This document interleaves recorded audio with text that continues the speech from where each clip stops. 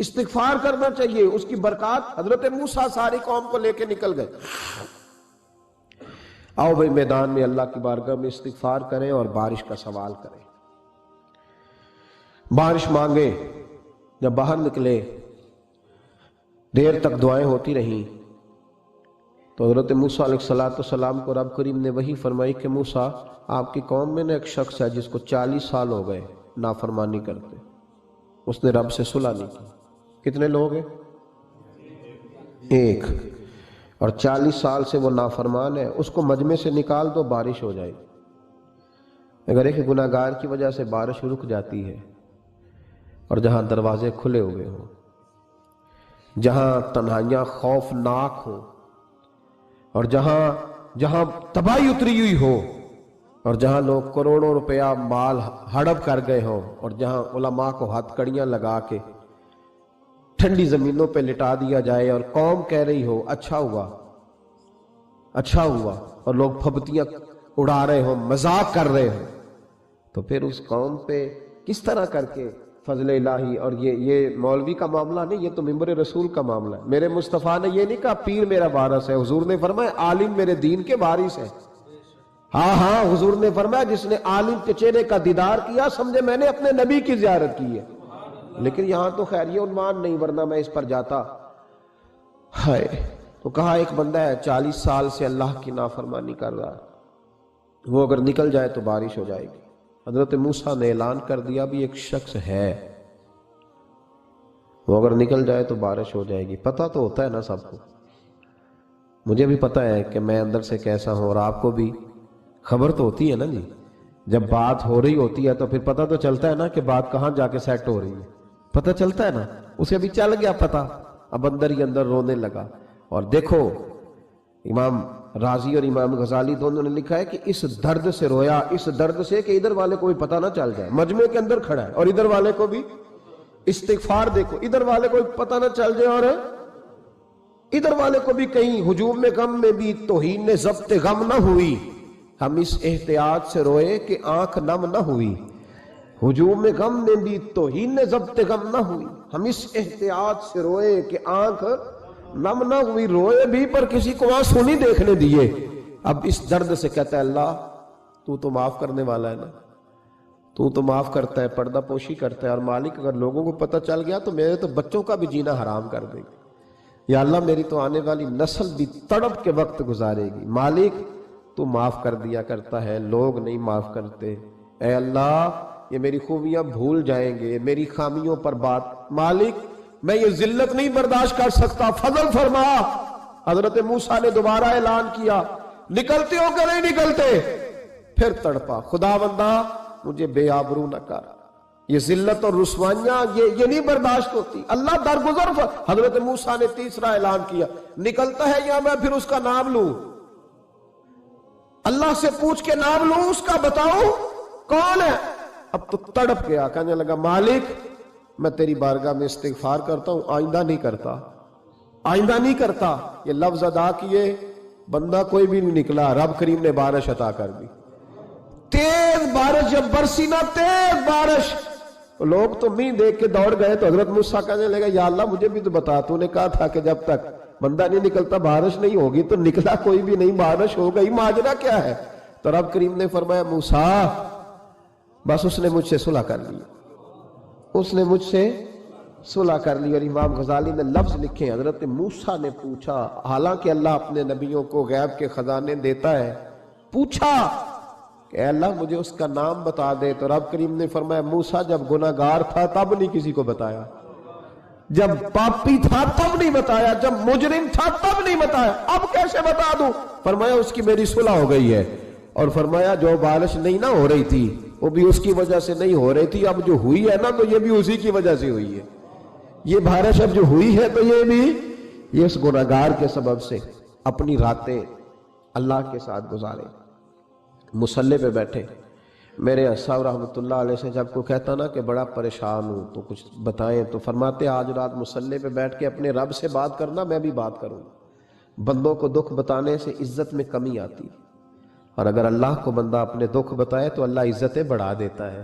ترمذی شریف کی حدیث ہے نبی پاک علیہ السلام نے فرمایا اگر تو دنیا داروں کو دکھ بتائے گا تو اللہ تجھے غنی نہیں کرے گا، اور اگر تو اپنے رب کو بتائے گا تو اللہ بڑی جلدی تجھے دنیا سے بے نیاز کر دے گا، تجھے لوگوں کی ضرورت نہیں رہے گی۔ استغفار کریں، کثرت سے کریں، ذوق سے کریں، مصلی آباد رکھیں، ہر شے دیکھو نا، جس طرح کھانے کی میز آباد رہتی ہے، بستر آباد رہتا ہے، ہمارے دیگر معاملات، اگر مصلی نہ آباد رہے تو روح بے چین رہتی ہے، طبیعت بے قرار رہتی ہے۔ انسان، میں نے دیکھا ہے بڑے بڑے سمجھدار لوگ پاگلوں جیسے زندگی گزار رہے ہیں، بولتے جا رہے ہیں، بولتے جا رہے ہیں، بولتے جا رہے ہیں، ایسے کسی کو کوئی خبر کہ 6 فون اٹھائے ہوئے ہیں، ایسے جیسے ڈسٹرب ہو گئے مینٹلی طور پر۔ وجہ کیا ہے کہ ان سے جان نہیں چھڑاتے۔ کبھی سارے موبائل بند کر کے نا، سارے بچے ہر چیز سائیڈ پہ کر کے مصلی پہ بھی آنا چاہیے، اور مالک تو بڑا ہی قریب ہے، اللہ تو بڑا ہی کنز المال کی حدیث سنا کے بعد سمیٹتا ہوں۔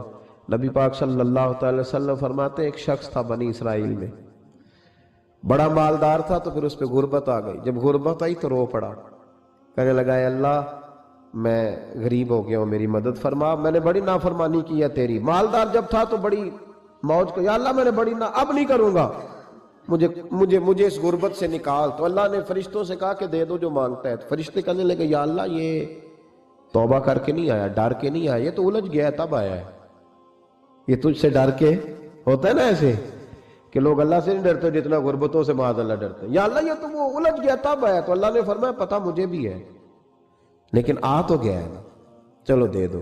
تو کہا یا اللہ اگر دے دیا تو دوبارہ نہیں آئے گا۔ فرمایا اس کا بھی مجھے پتہ ہے، تم دے دو۔ اسے دے دیا۔ جب دولت مل گئی نا تو کہنے لگا اوہو وہ تو میں نے طریقہ صحیح استعمال کیا اس لیے کامیاب ہو گیا۔ پھر کچھ وقت گزرا تو پھر الجھ گیا، پھر قرضے چڑھ گئے، پھر سارے علاج کہنے لگا یا اللہ اب نہیں کرتا، اب معاف کر دے۔ 70 دفعہ توبہ کی اور 70 دفعہ توڑی۔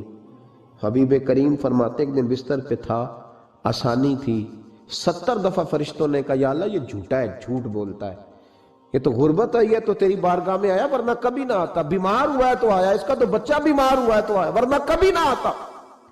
70 دفعہ توبہ توڑی۔ ایک دن رات کو بستر پہ لیٹا تھا، دولتیں بھی تھی، آسانیاں بھی تھی، دل میں خیال آیا میں کتنا جھوٹا ہوں، جب الجھ جاتا ہوں تو اس کے دروازے پہ جاتا ہوں اور وہ کتنا قریب ہے، مجھے خالی نہیں لوٹاتا۔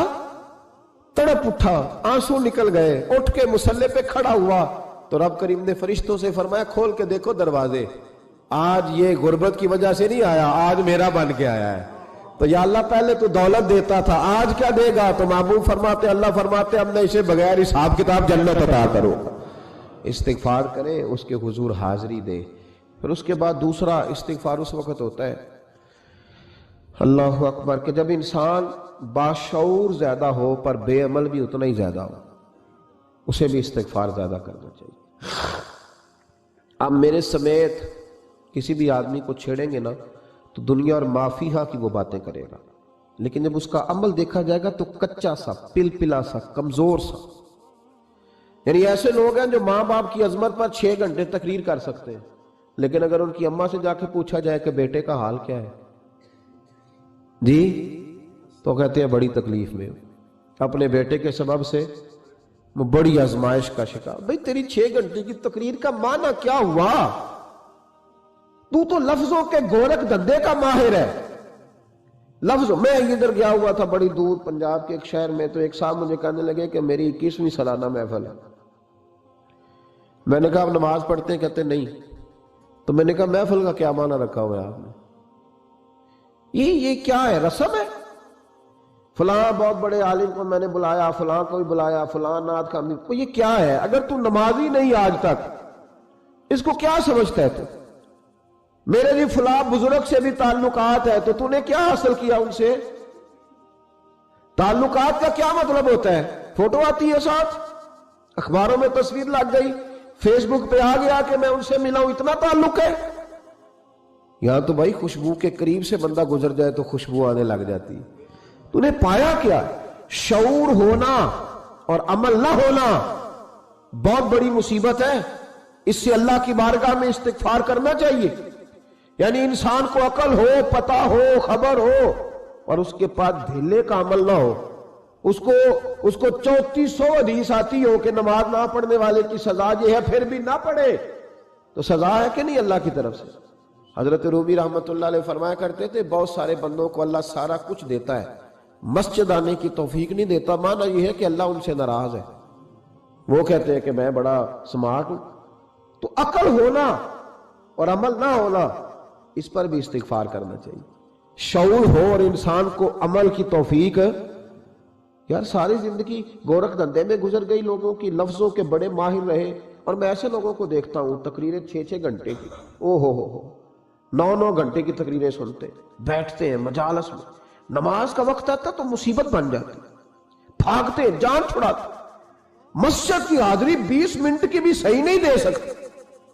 کیا ہے یہ کیوں بوجھ بن گیا تیرے اوپر؟ غور کر، ڈر اللہ سے۔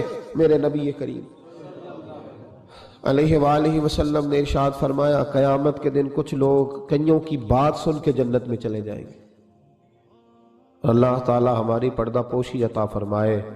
کہا کچھ تبلیغیں کرنے والے دوزخ کے دروازے پہ کھڑے ہوں گے تو وہ جنتی کہیں گے کہ مولانا پیر صاحب ہم تو آپ کی بات سن کے جنت میں جا رہے ہیں، تو آپ یہاں کیوں کھڑے ہیں؟ تو وہ کہیں گے ہائے افسوس، میں کہتا تو رہا پر عمل نہ کر سکا۔